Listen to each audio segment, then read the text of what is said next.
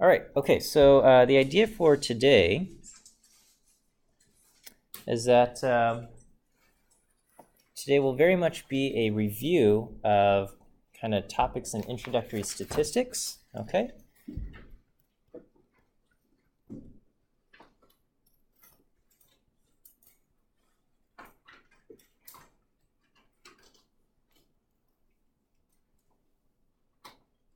As the topics in introductory statistics will form a kind of a foundation for everything else in the course. And so just in case some of us are rusty, we want to just make sure we're all on the same page. And again, if it feels very much like review, that is definitely by design for today. Okay, and so, in the big picture of things, is that in statistics, we draw conclusions from limited data.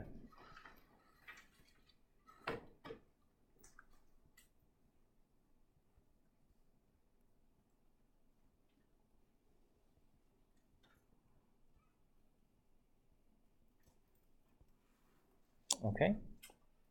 And what we're always dealing with is, well, not always, but oftentimes, we do not have access to the population. So whenever we have a research question, there's always a population, which would be everyone and everything relevant to answering said research question. Okay, so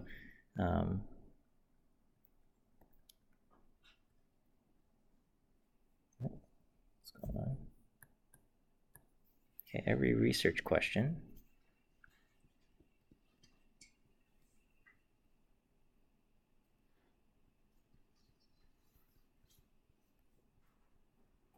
has an associated population, which would be everyone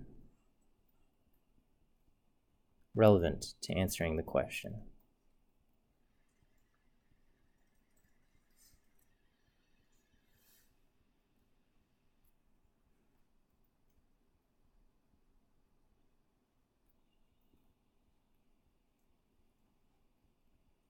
Okay, but of course, everyone in the population is far too big or far too many people for us to survey or to observe directly, okay?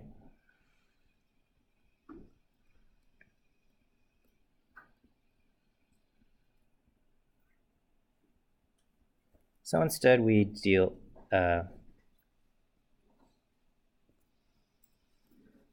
we select a sample and we study the sample.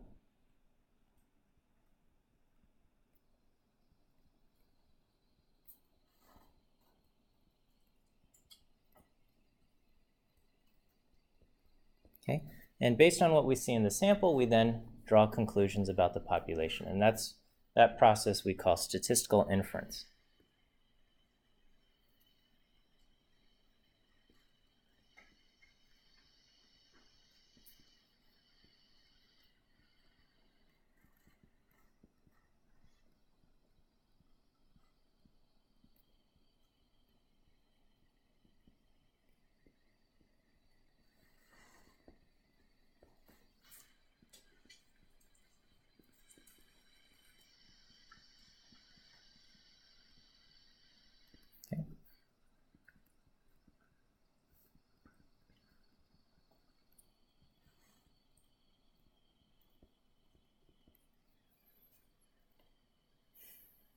All right, and so the key for all of this to work is that the sample needs to be representative of the population, okay?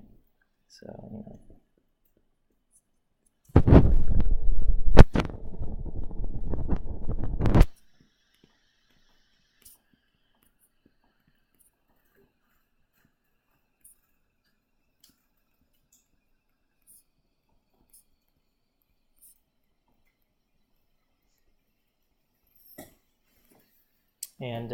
and so this idea of the sample needs to be representative of the population, we have courses dedicated to this topic of sampling because it's a non-trivial thing. A lot of times when we look at data or we have problems in our textbooks, we often say, some sample was drawn, randomly via simple random sampling from the population or something like that.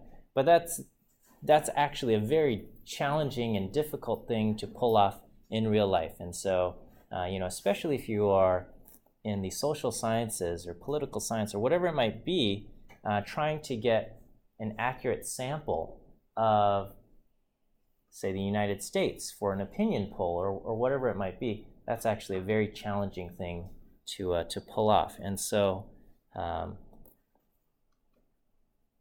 so you could take an entire course on sampling methods, and I give it about one line of mention here. Okay, but so I'll say this is a difficult thing to achieve in real life.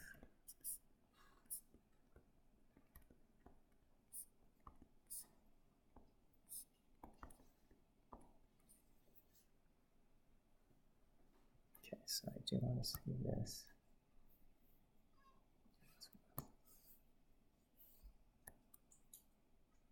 Okay. Okay, and so when we get into hypothesis testing, a lot of this depends on the idea, or at least in the beginning, we develop sampling distributions, and we use the sampling distributions to kind of create our values, or to calculate our p-values and our probabilities for our hypothesis tests. Okay, and so to kind of back up a little bit, yeah. So we'll start off and we'll say, let's say we observe a set of data. Okay.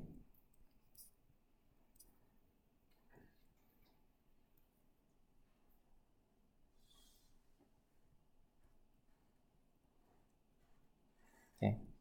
And this is kind of the results of an experiment.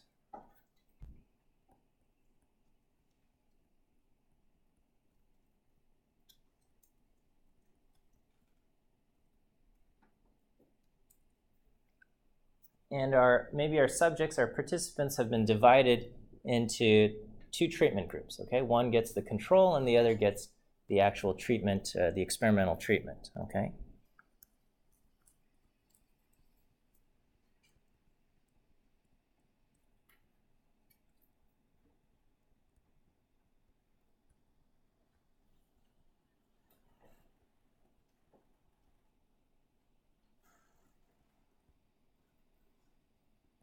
Okay, so we'll say group 1 is the control. Group 2 will be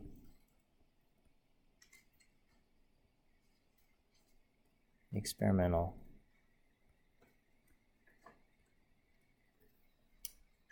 treatment. Okay, and ideally in a controlled experiment, what we do is we randomly assign treatments so that there should be no association between which treatment someone received and any other characteristics about the participants. By doing random assignment, we should there should be no association between the treatment they've received and other characteristics. Okay.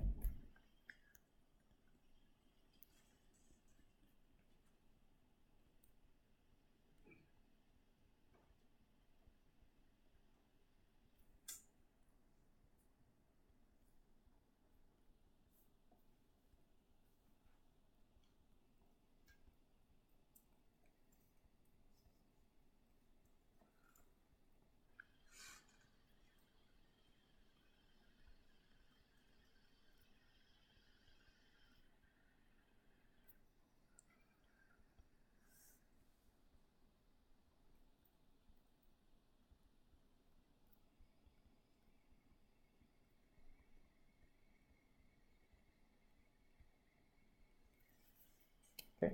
Now, of course, because of random chance, it is possible that the random assignment ends up having some kind of association with some other characteristics. And so in a controlled experiment, we might force certain other conditions. We might try to make all of our participants have similar diets or have similar other factors so that those other things are reduced as a source of variation. Right?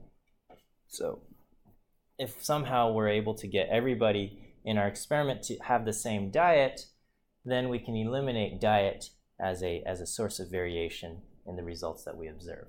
Okay, and so that's another option, but as far as experiments go, we are constrained as far as ethical things that we can do to people or animals or whatever it is that we're doing. Okay, maybe with robots we can do all sorts of crazy crazy controls, but as far as people go, we're limited. Okay, so anyway, we divided our subjects into 2 treatment groups, and at the end of our study, we calculate some summary statistics on the values that we get. Okay.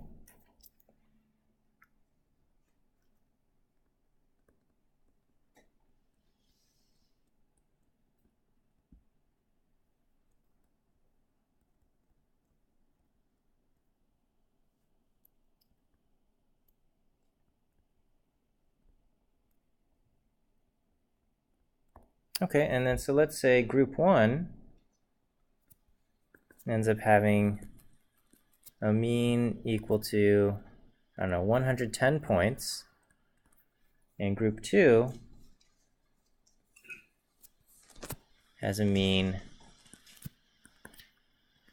of 121 points.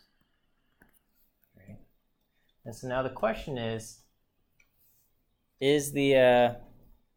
group 2, is this value 121 significantly different from 110?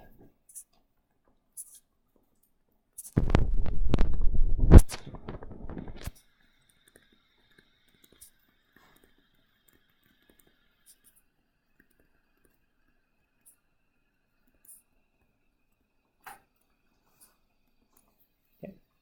And so when we ask the word significantly, is it significantly different, right? Because obviously 121 is different from 110, okay? But when we ask significantly, that means could this difference of 121 to 110, this 11-point difference, could that difference have happened just from random chance alone? That's effectively the question that we want to know, right?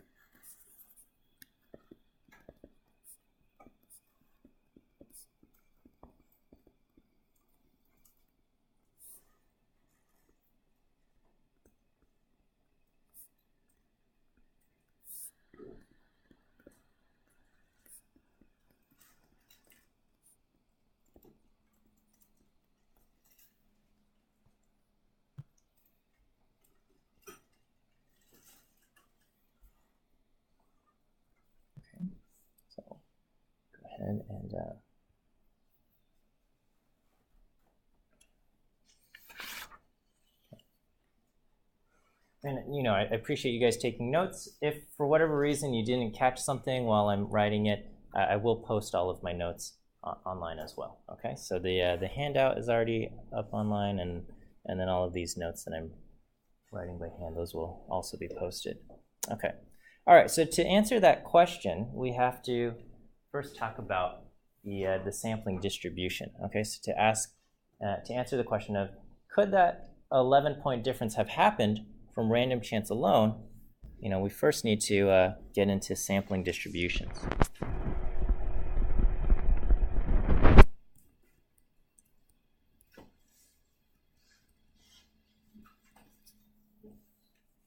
Okay, so the sampling distribution, in short, is the distribution of a sample statistic, okay? And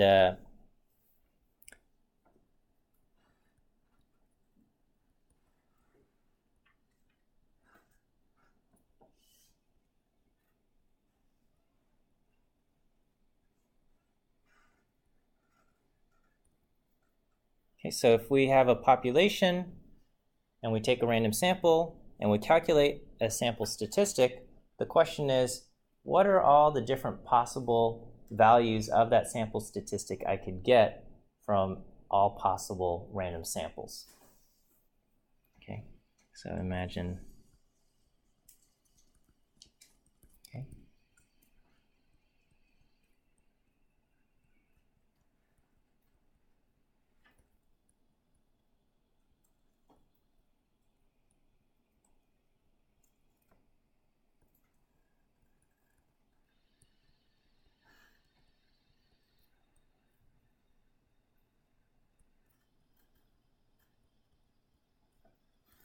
Okay.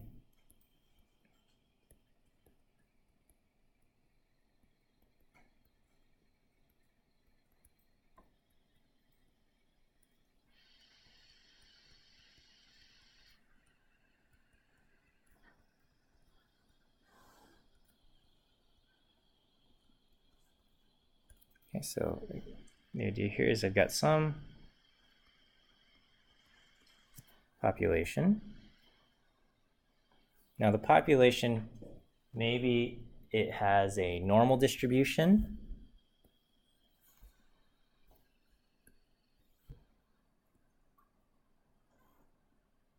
Okay, or it could have maybe it's a skewed distribution.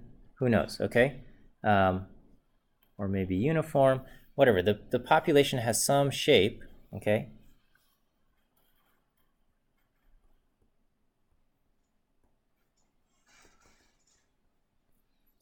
But what we're doing is we're going to just draw a little piece, okay, out of the population. We'll call this sample 1. So I guess this is kind of like we're magnifying it. Okay, and then from sample 1, we just calculate the mean, x bar, right? And whatever x bar is, we'll store x bar. We'll put it on a dot plot here. Okay, so we'll say that is the value that we get from our first sample x bar. Okay, so this is all dot plot of all x bars we observe.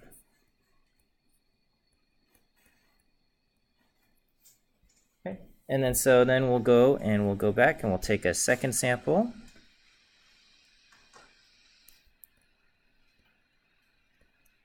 Sample 2. We get another x bar. Okay, and then maybe this one was a little bit larger, so we'll put a dot right there. Okay, and then sample 3.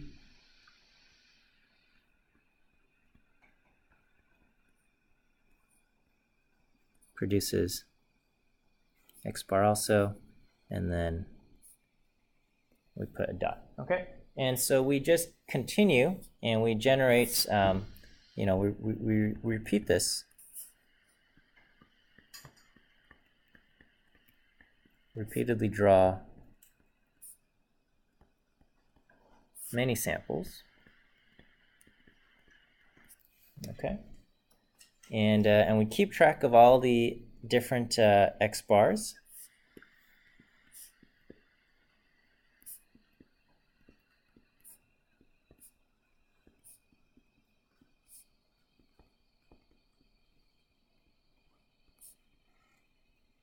Okay, and so the resulting dot plot that we would generate from doing this process would very much resemble the theoretic sampling distribution.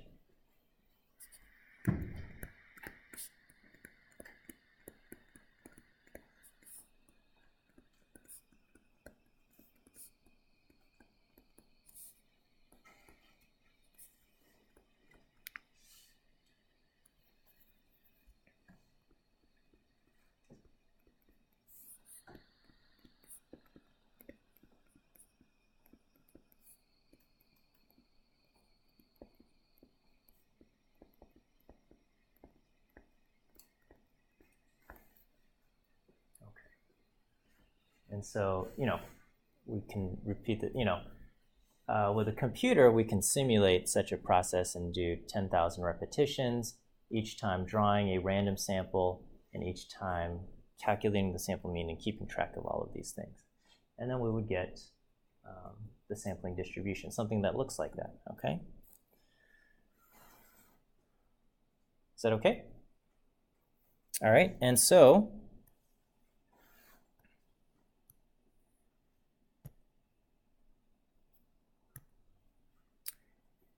that brings us to the central limit theorem, okay?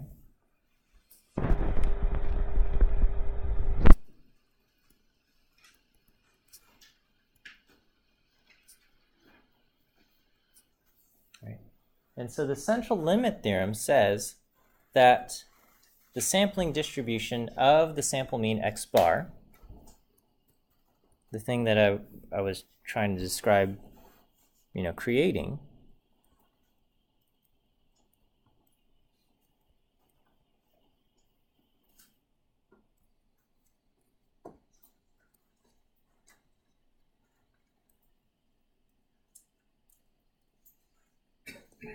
okay, sampling distribution of the sample mean x bar, that thing is going to follow the normal distribution as the sample size increases, okay?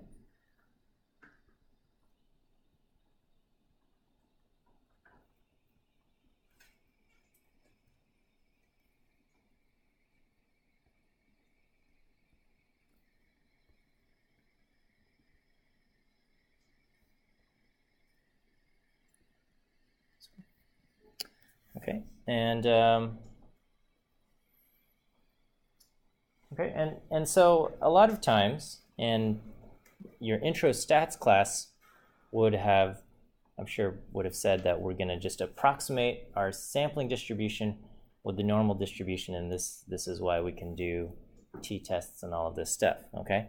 And so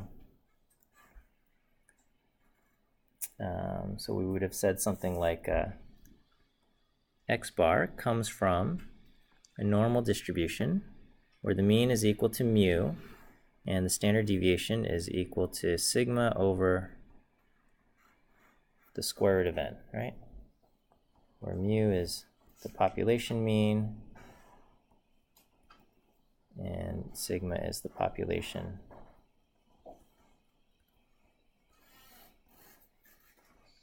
standard deviation. Okay, and so as n increases, and so we will often approximate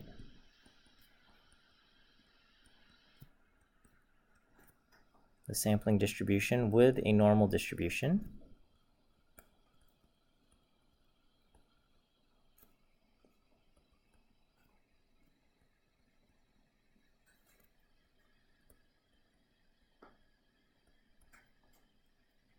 Okay, as long as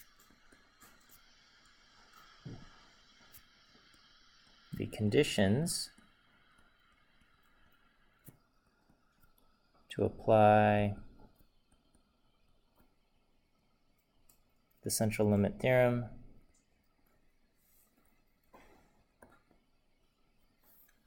are met. Okay, and those conditions are randomly selected sample,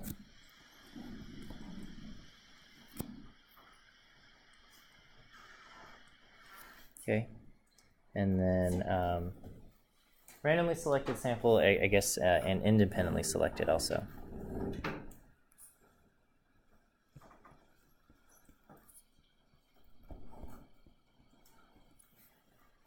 And then also that your sample size is large enough.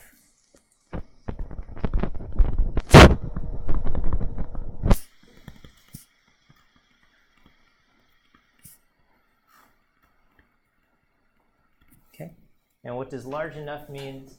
Large enough means that if the population is normal, then any sample size is large enough.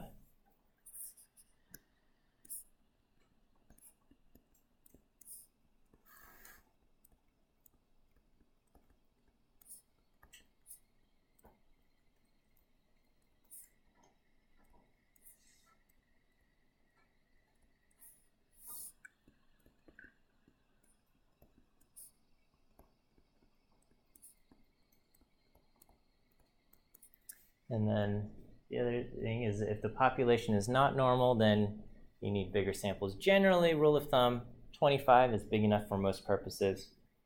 But in extremely skewed cases, 25 is not going to be big enough, okay?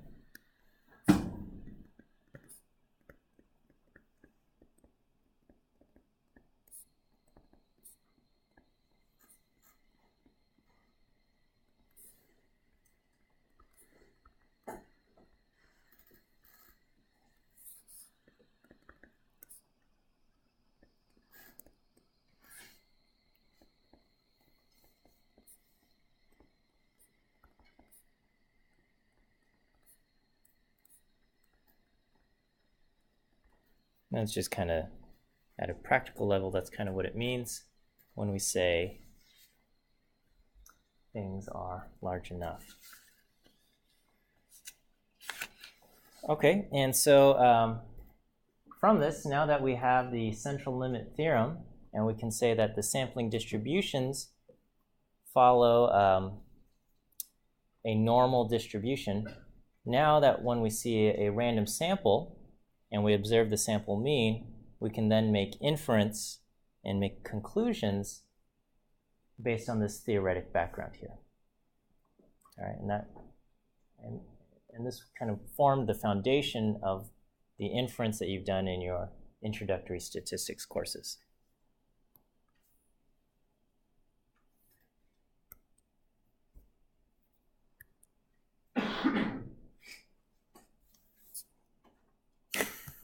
This. Stop asking me questions.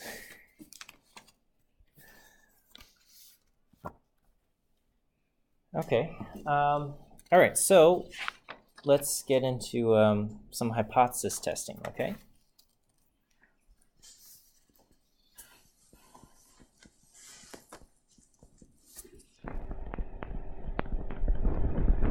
Hypothesis testing, and then I guess we'll also talk about confidence intervals, okay? And so when we did a hypothesis test, you always kind of started off with a null hypothesis.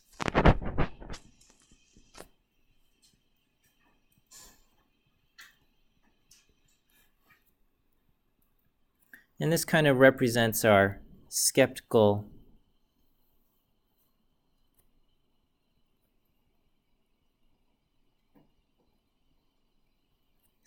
viewpoint. And when I say skeptical viewpoint, we just mean that that the results observed could have happened from random chance.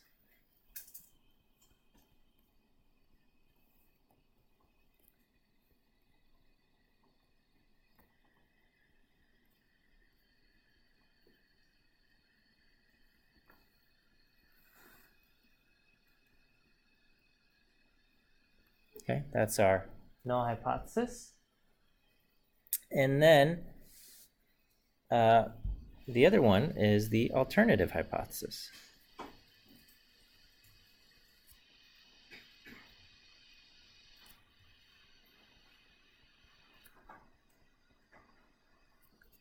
And this would be kind of the idea that randomness alone is not enough to explain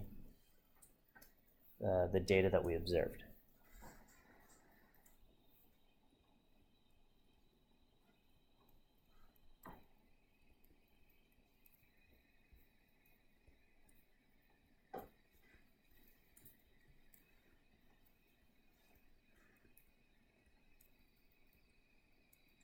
Explain the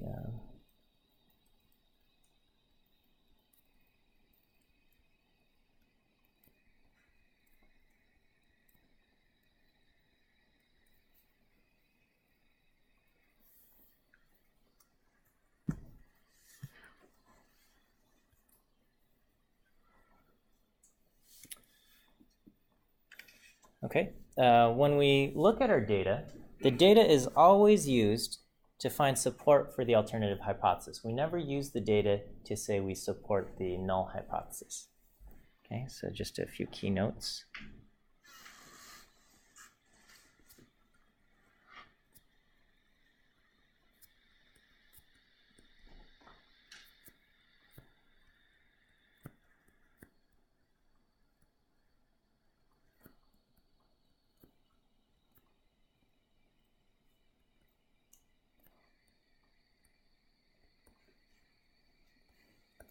Okay, we never use the data to support the null.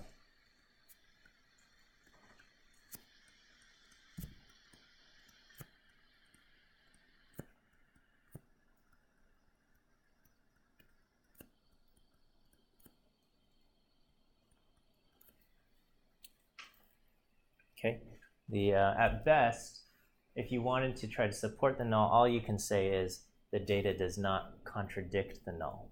Okay.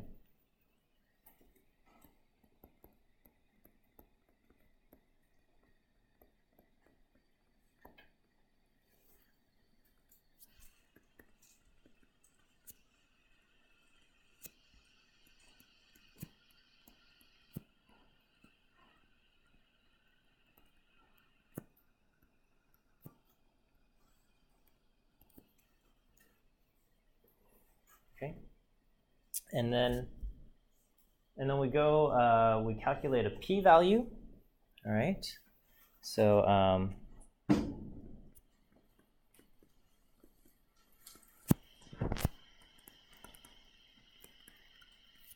calculate a p-value, and the p-value is what we use to help us decide whether or not we should reject the null hypothesis. Okay, we calculate p-value, and we use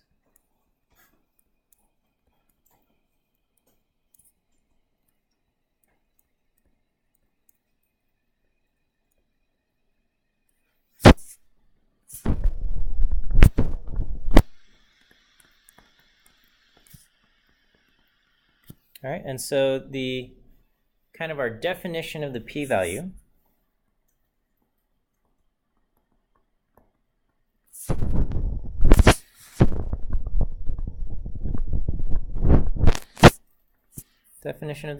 is that the p-value is the probability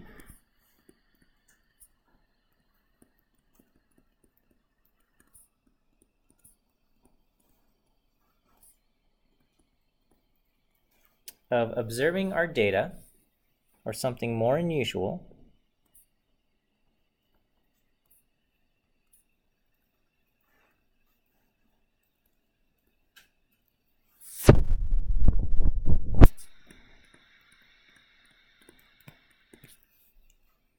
if we assumed that the null hypothesis is true.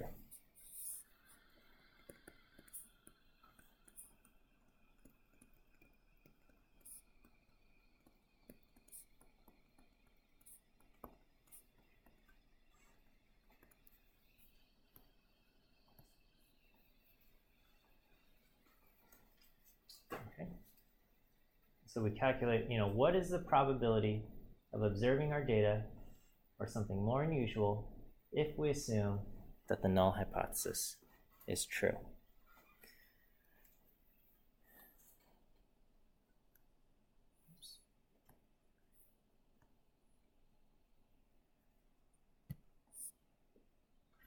Okay, and so kind of going back to our original example where we had group 1 had a mean of 110, and group 2 had a mean equal to 121. In this scenario, our null hypothesis would be something along the lines that the two groups, or the two populations, have the same mean.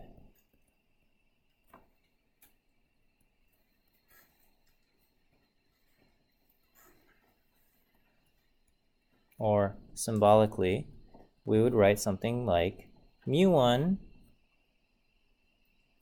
is equal to mu2. Okay, or conversely, this can also be written as the quantity mu1 minus mu2 is equal to 0. Right? So this is what our null hypothesis would be for our experiment. The two populations, the control group and the treatment group, they actually have the same mean. The alternative, then,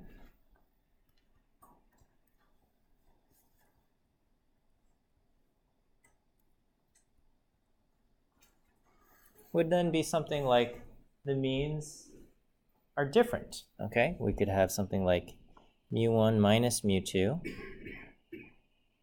does not equal 0, okay? Conversely, if you were doing some kind of thing and you were hoping, maybe ahead of time you were hoping that the treatment was more effective than the control, whatever it is that we're talking about points on some arbitrary scale that have no context as to what anything means, perhaps you want to make sure that group 2 has larger values than group 1, okay? So, or perhaps you want the alternative to be that mu1 minus mu2 is less than 0. And this means that we want the values of group 2 to be larger than the values of group 1.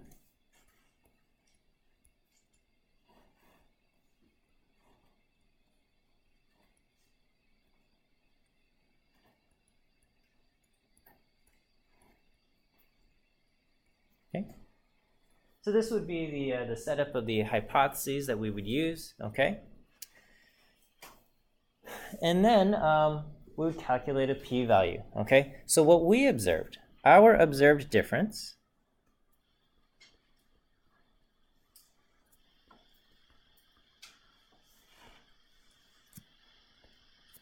is, in our case, x bar 1 minus x bar 2, we're getting a difference of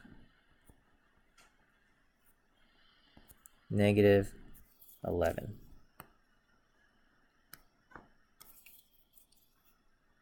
Okay? And so now the question is this 11-point difference, is this something significant?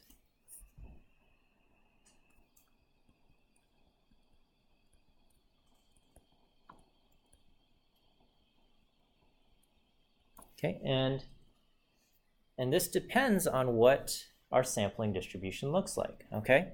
So if the null hypothesis were true,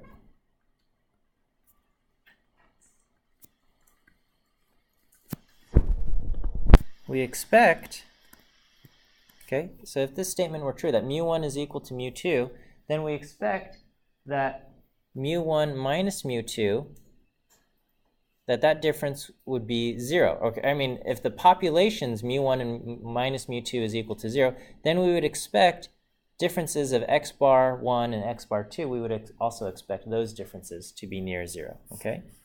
We would expect x bar 1 minus x bar 2 to be distributed around 0. Okay, and so the sampling distribution under the null hypothesis looks something like this. Let me just save this right here.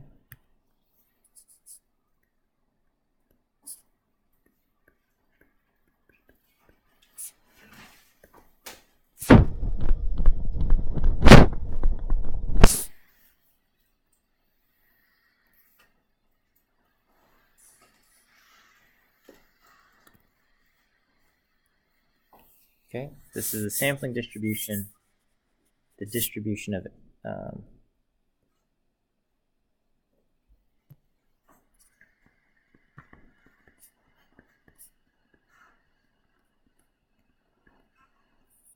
Okay, and then we have to know, where does 11 fall on this distribution? Maybe 11 is pretty close to 0 in terms of this sampling distribution. Perhaps it is extremely far away, okay? And that's going to depend on the standard deviation of the sampling distribution, or the spread, or we call this the standard error, okay? So where does 11 fall? Does 11 fall, is this 11, okay? Or negative 11, okay? Or are we somewhere, say, all the way out here, okay?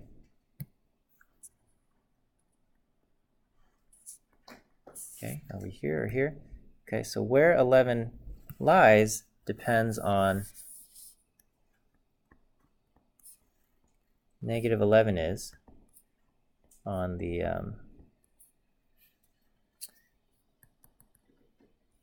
where negative 11 is depends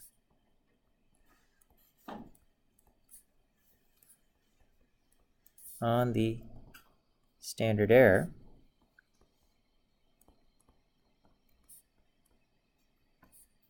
which is another way of saying the standard deviation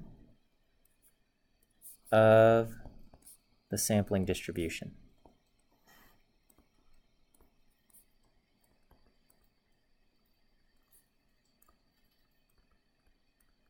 Okay. And so, we have formulas to calculate the standard error for, all sorts of different sampling distributions, okay? And those formulas for the standard error will, in our case, depend on the standard deviation of our samples themselves, right? So if the samples that sample 1, which produced a mean of 110, and sample 2 had which produced a mean of 121, if those themselves exhibited lots of variation, say values anywhere from 40 to 200 or something like that, then the difference between 110 and 121 may be not a big deal, especially if our sample is small, okay? On the other hand, if the samples themselves had very little variation, so sample 1 had only values between 105 and 115 or something like that, and the mean was 110, and group 2 had values of 116 to 126 or something, or even if there's a little bit of overlap, if there's very little spread, then in those cases negative 11 would be very far away. And so in these pictures, kind of the amount that we shade beyond the tail, this area over here would be a p-value, okay? Or in our case over here, we shade out here. Kind of the area that we shade going away from 0 would be our p-value. Okay, so our p-value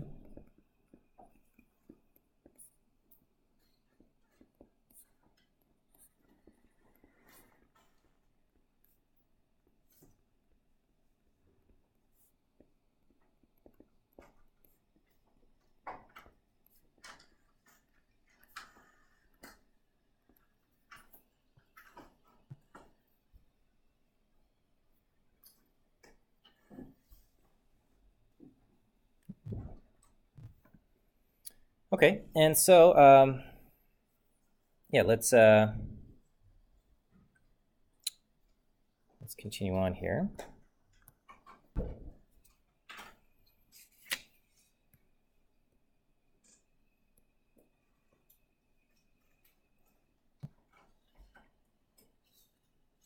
Okay, so if the resulting p-value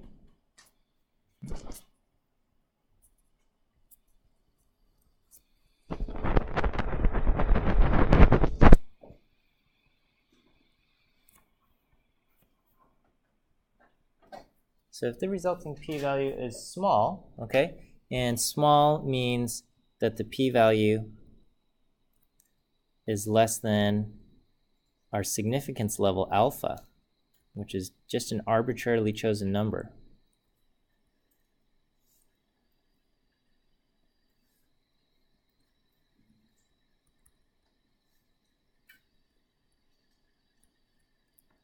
Okay, if the resulting p-value is small,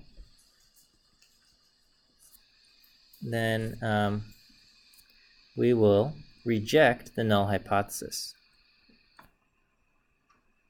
The idea here being that, yes, it is technically possible for randomness to produce the data that we have.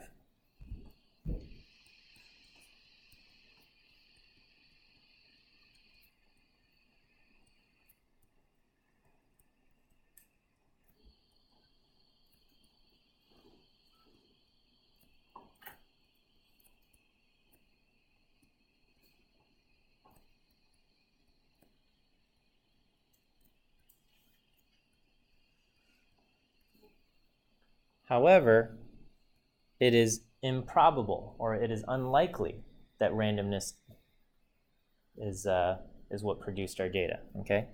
However,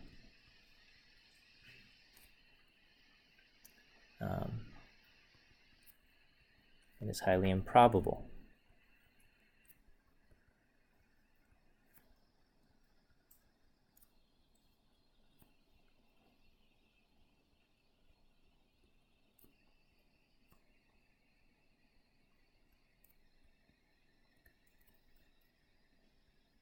Okay, so the fact that we have this data then compels us to conclude that our data is not a result of random chance.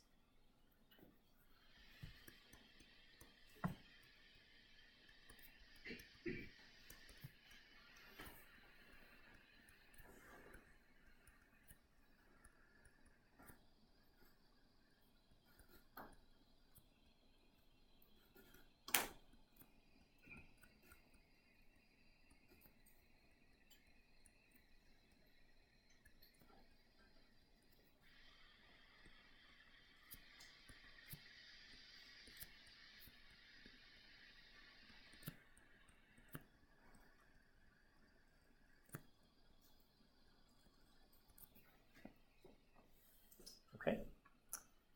And then on the other hand, if our resulting p-value is large, okay,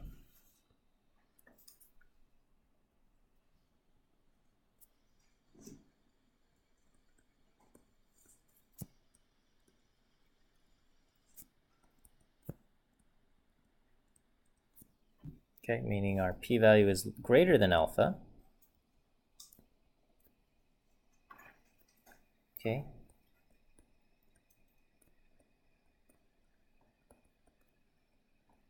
then we will not reject the null hypothesis.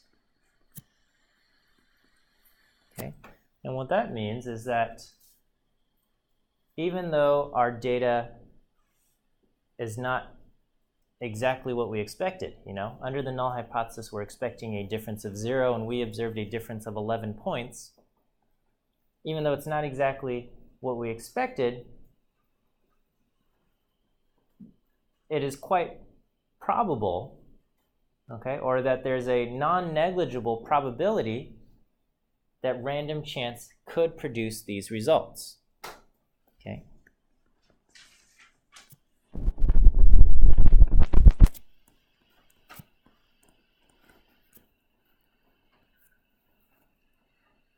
So we'll say even though our data exhibits some variation or some difference from what is predicted by the null,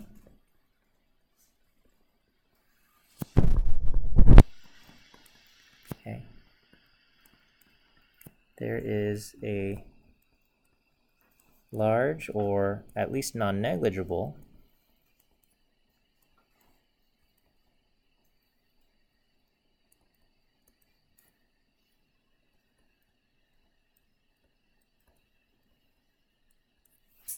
probability that it could be produced from random chance alone.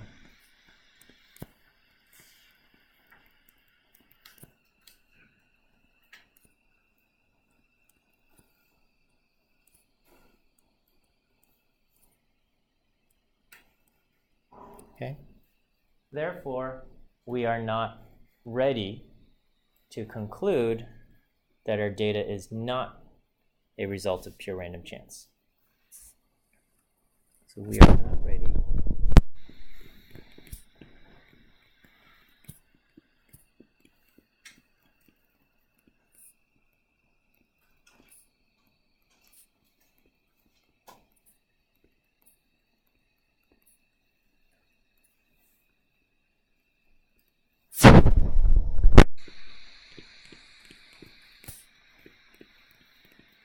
Okay, so that's what we say. Okay, note that we do not say this means our data is a result of random chance. Okay, all we're saying is that it could be a result of random chance, and I'm not ready to reject that possibility.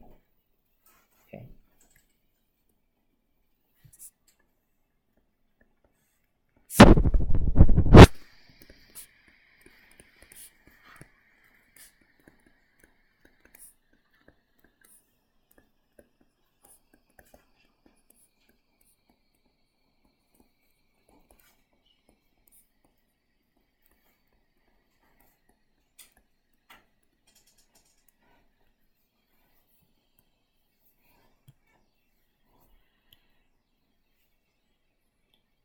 Okay, and so that is kind of our, I'm hoping a review of hypothesis testing, okay? And I'm hoping this feels comfortable with you guys. I'm hoping you saw all of this earlier in your somewhere in your intro class.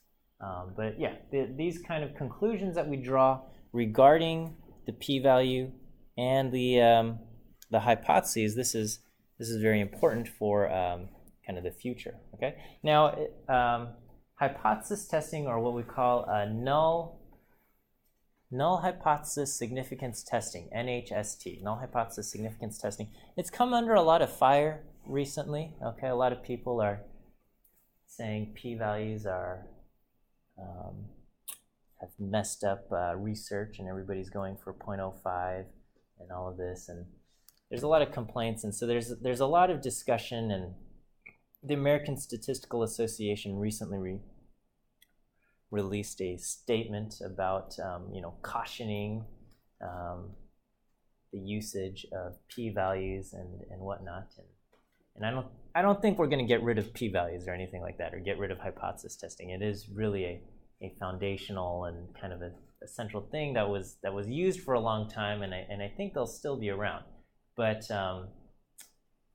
the part that's come under fire the most is this part, where it says the p-value, if it's less than a significance level alpha, and the truth is that alpha is an arbitrary number. Over the course of time, we've accepted that alpha should be something around 5%, and that seems to be pretty, I'd say pretty true, but it is an arbitrary number, and so I think it deserves just a little bit of discussion about our choice of alpha and what that should mean. Okay, so a discussion of alpha first requires that we have a discussion of our error types. We have type 1 and type 2 error.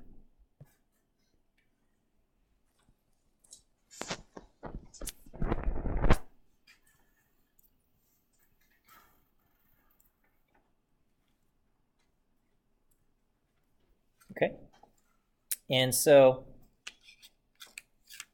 type 1 and type 2 error. So type 1 error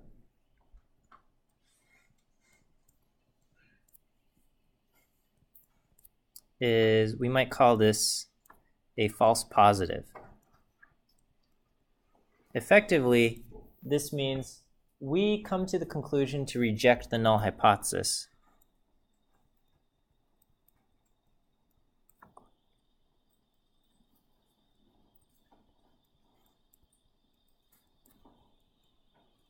Okay, but the null hypothesis is true, so that decision, that conclusion, is a mistake.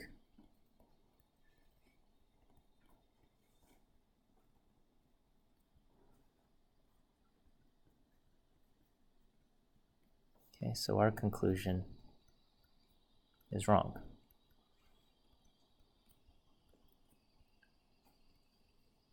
Okay, and then type 2,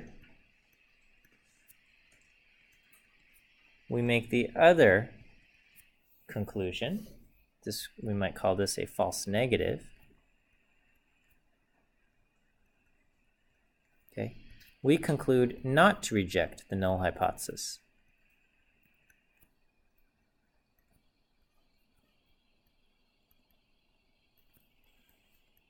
Okay, but in reality, the null hypothesis is false.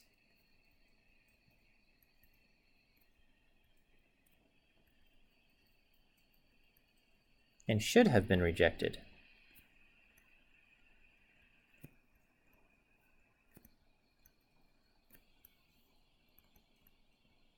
Okay, so again, our conclusion is wrong.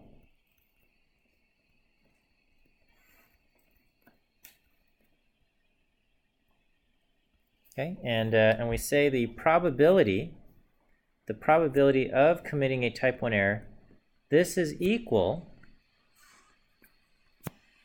to alpha, our significance level. So whatever significance level we choose,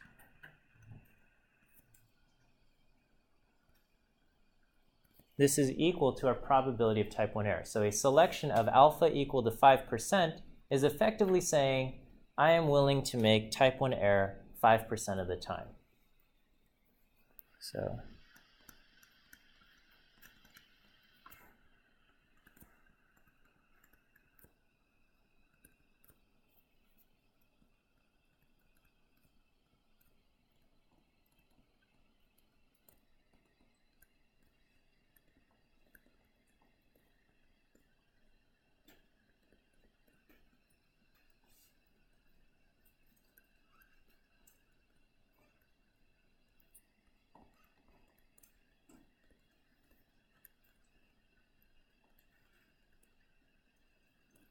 okay. And on the other hand, beta is the probability of type 2 error.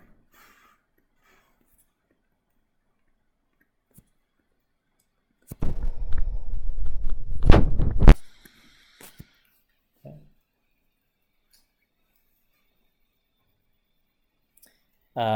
And 1 minus beta, this is equal to the power, okay? So power is equal to 1 minus beta. This would be the complement of a type 2 error. So this is the probability of not making a type 2 error. And what is that?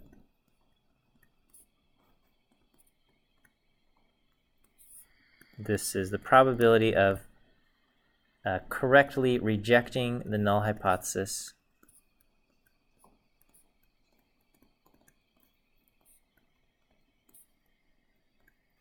when the null hypothesis is false. Okay.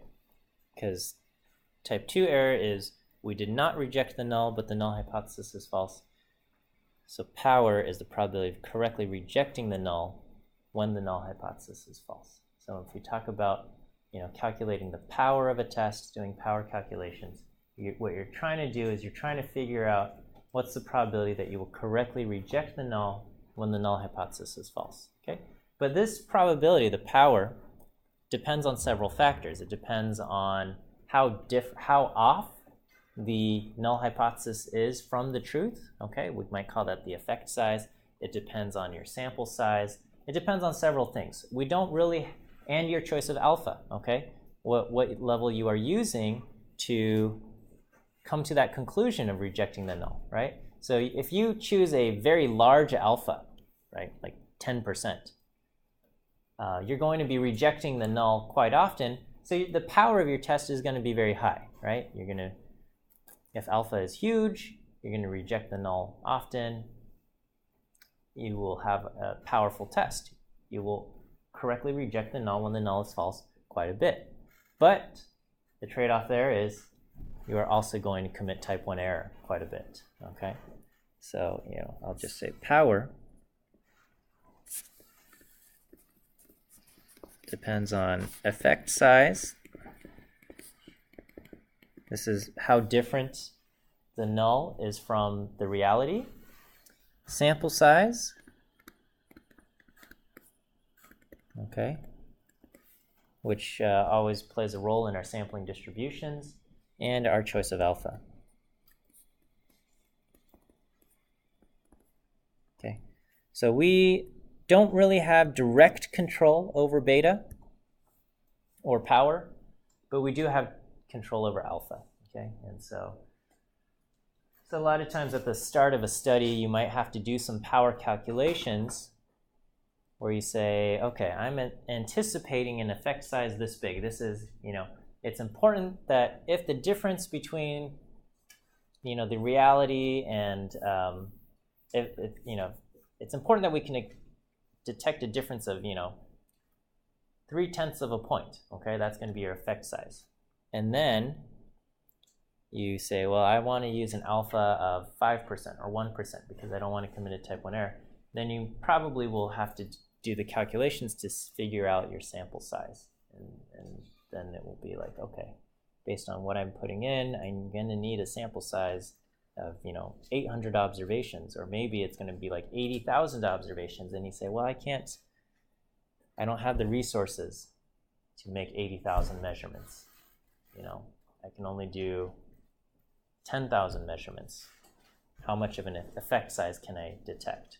Or how big do I have to make my alpha to detect something, okay? And you might find out that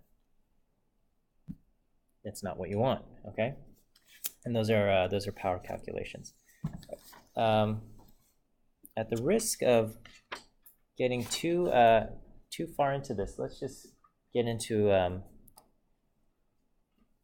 just a scenario of type 1 and type 2 error, and when we might want a large or small alpha. When do we want to use?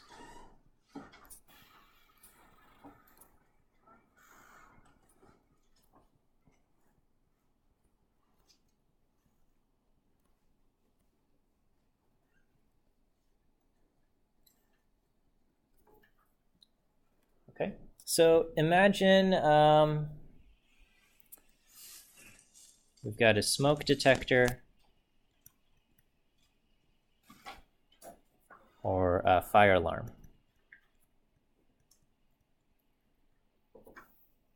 Okay, and the way the fire alarm, the default state of this fire alarm would be what? That there is a fire, that there's no fire. There's no fire. That's the default state, right? So the default state is that there is no fire.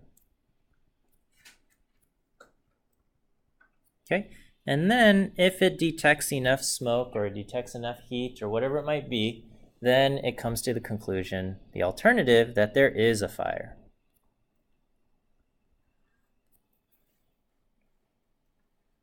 Okay, so these are the hypotheses, and the conclusions could be either to reject the null or not reject the null. Okay? So rejecting the null, what does that mean for the fire alarm? It means it sounds an alarm. Okay, and then not rejecting means it stays silent. Okay. All right, so correct operation would be as follows. If there's no fire, if the reality is no fire, then the alarm is silent.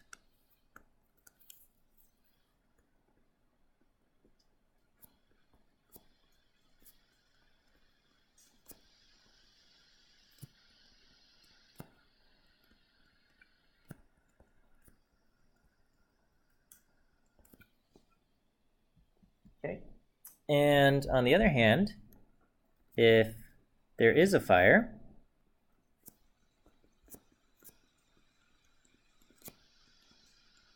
then it sounds the alarm.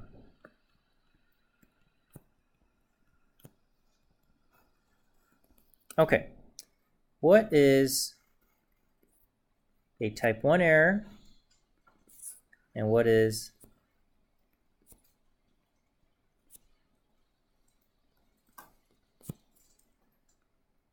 a type 2 error? So a type 1 error in the context of our fire alarm is what? Yeah. That the alarm goes off, but there is no fire. Yeah, so this would be a false alarm. This would be there's no fire, but it is noisy. Okay, but it sounds the alarm. Okay, and then what's the type 2 error?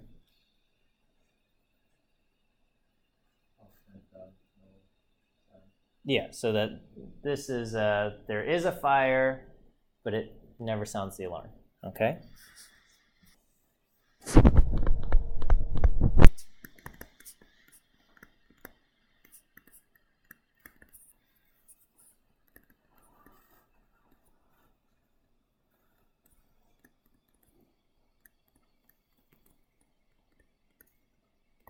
Okay. So which type of error is worse? I think we'd all agree that type 2 is worse than type 1. Type 1 is annoying, but type 2 is potentially tragic, right? So type 2 is worse than the type 1 error.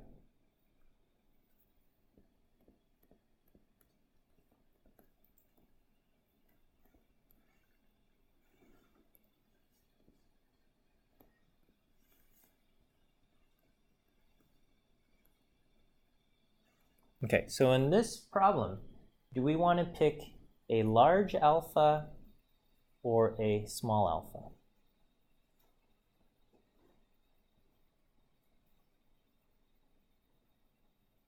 Large alpha. Yeah, we want to use a large alpha, okay? Okay, so we use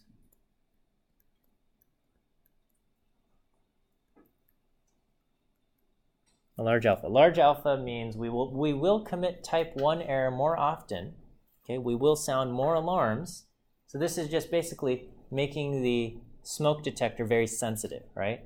And it's going to sound more alarms, but that means you are less likely to have a situation where you have a type 2 error. Okay, so you'll have more false alarms. So we'll say large alpha will lead to more false alarms, okay, but rare instances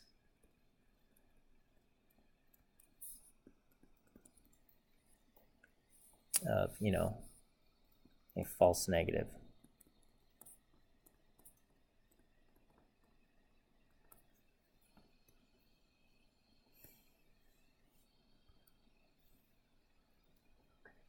Is that good?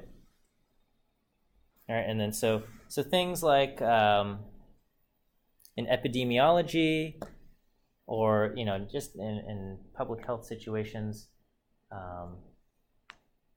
if you're trying to detect commutable diseases, you want to. It's a type 2 error is much worse, okay, because that means somebody who's carrying a disease goes undetected, and then so you have systems to try to catch any possible thing, and then you can kind of filter down to make sure you only get people who actually have the things. But even like cancer detection, at home, you're supposed to do a self-exam every month, and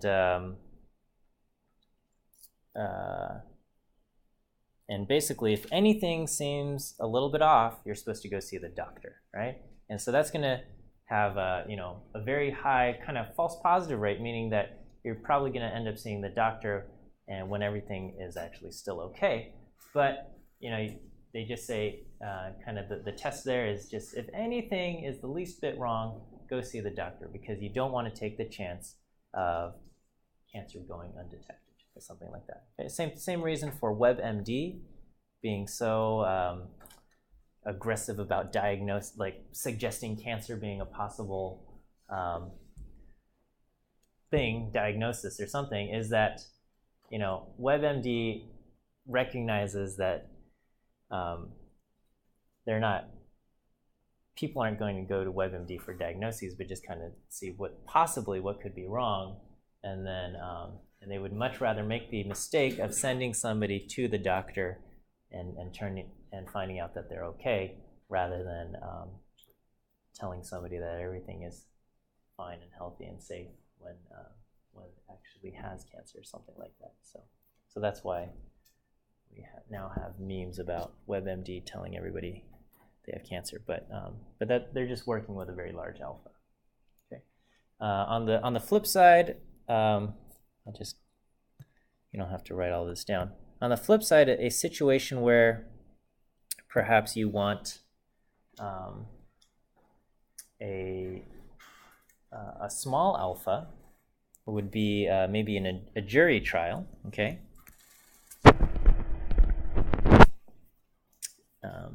The null hypothesis, we always presume that the defendant is innocent. So that's going to be kind of our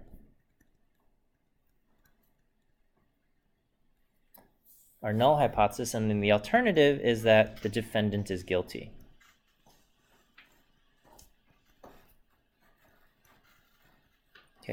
And so in this case, a type 1 error would be convicting an innocent person.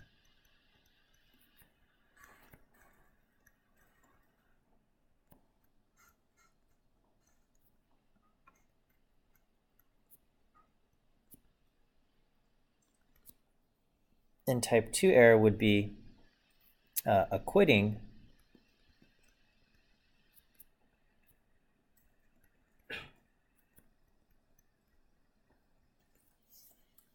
a guilty person, right? So both of these are errors that we don't want to commit or make. However, if we were forced to choose to make one kind of mistake over the other, at least when we founded, our country was founded, the founders argued that the type 1 error is far worse than the type 2 error. Perhaps today, this is up for debate, and people are talking about, can we convict people of crimes just because they appear dangerous? This brings up all sorts of ethical and just questions about society and whatnot. But in the founding of our country, we said that the type 1 error is worse than the type 2.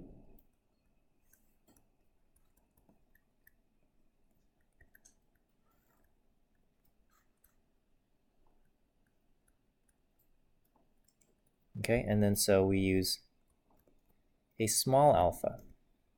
Okay, and they actually say this in court. They don't say use a small alpha in your decision making, but what do they say? They say beyond a reasonable doubt. That's the phrase that they use, okay? They don't want people convicting someone on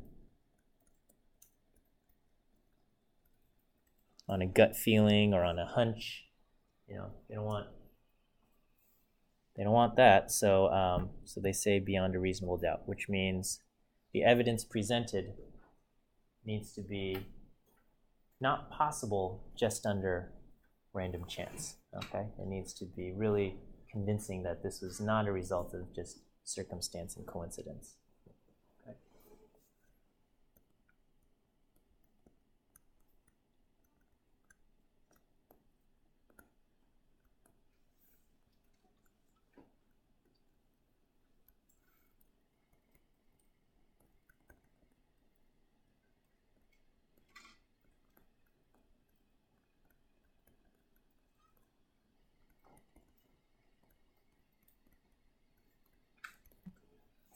Okay, and I think as far as the jury trial goes, this brings up a lot of good things in terms of the way we frame hypothesis testing. Is that a jury will never say we, the jury, find the defendant innocent. Okay, in the same way, we never say we support or we conclude that the null hypothesis is true.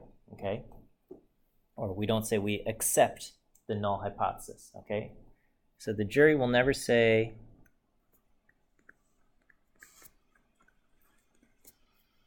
defendant is innocent. They always say the defendant is not guilty.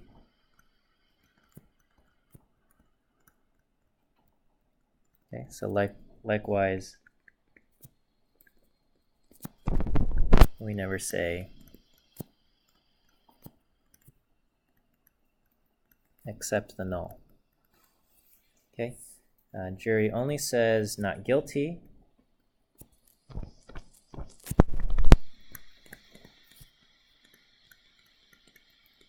And likewise, we can only say do not reject the null.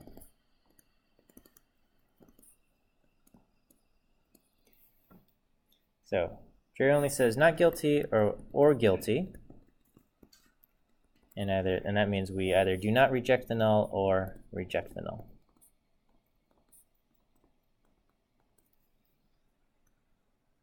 And it really is up to the prosecution to present enough evidence to convince you that it was not a result of circumstance. And if there's not enough evidence, then the jury, either the judge will dismiss the case, or the jury will conclude not guilty.